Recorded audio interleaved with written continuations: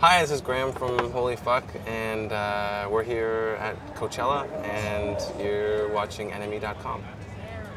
No, I like any festival.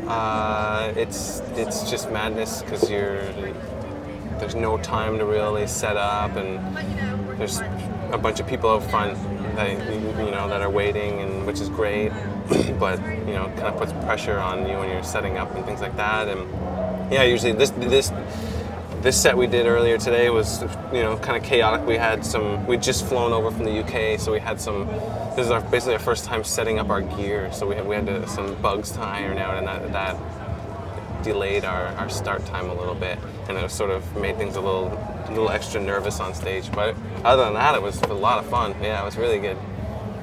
My favorite thing about festival crowds is that it's outdoors. They're there to have a good time, and it's a wonderful opportunity for people who haven't seen you before, maybe to see you. They're here to catch other bands, and they'll just come check out things that maybe they're interested in or haven't had a chance to see. So it's a really great way to capture a new audience. And plus, we're in California, and it's outdoors, and it's beautiful, and it's having a good time. I haven't managed to stay cool, really, but just to drink lots of water and try and get some shade.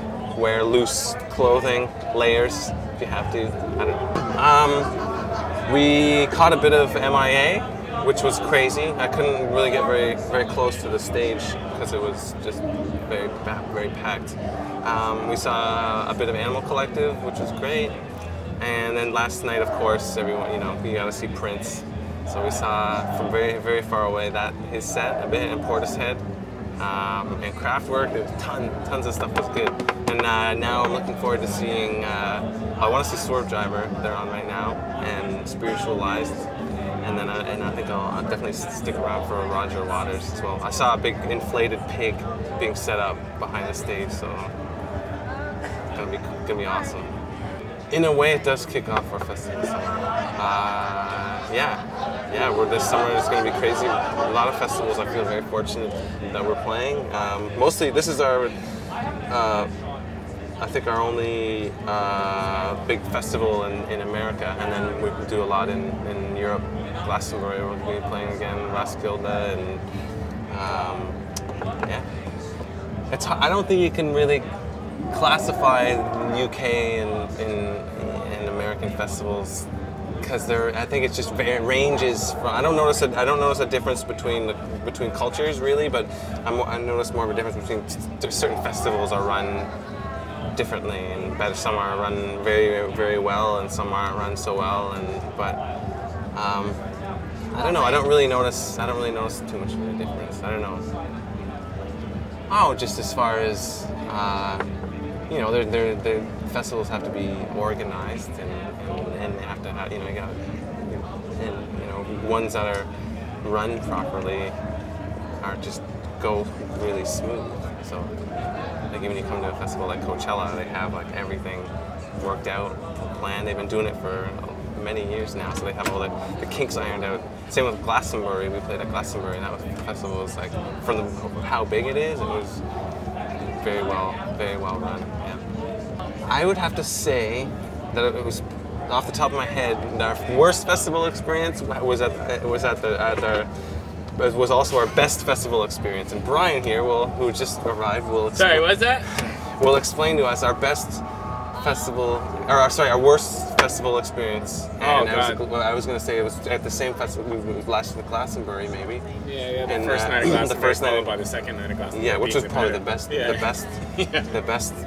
festival experience. But we played at Glastonbury on a Thursday, and we were shut down because we were too loud. So we were actually on a little stage, but it was in a big tent, and there was like a couple thousand people there, and we got maybe 2.5 songs out, and the crew, the stage manager, like shut the PA off and told us to get off the stage, and said we were too loud. And then the audience who's there doesn't really know what's going on, and so they started like hollering and everything. And then so that was a big bummer.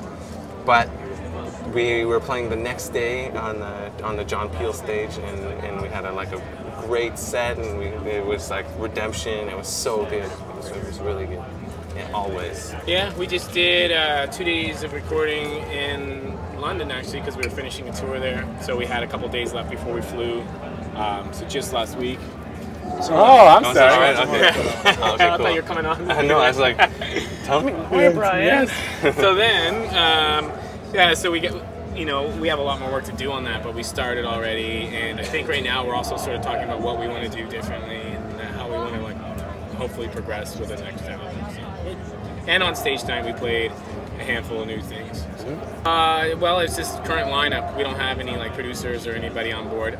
Although it would be pretty exciting, I think, to start to work. I mean, we usually try to collaborate a little bit with outside of just the core, 4 people. On the last record, we had Owen Pallett from Final Fantasy play with us on a song, and so yeah, there's hopefully going to be opportunities to still do some collaborative things, but we don't have anything firmed up. But we have a little wish list. We're gonna get Santa Claus on one of the tunes. Yeah, and the Kool-Aid guy. Kool-Aid man. He's gonna jump out through the wall and do a little freestyle. It's just more awesomer. Yeah, more backup vocals. Yeah, just more dancers on the album. We hired this dancing crew to come in. You can't really hear it on the album so much, but the energy is there. It helps totally. out. It helps out. I swear, you can feel their energy when you listen to it. You'll be like, man, I swear it's weird, but I think they have a dance troupe. We added more juggler to the mix a little bit. More hand claps. You can hear the dancers clap.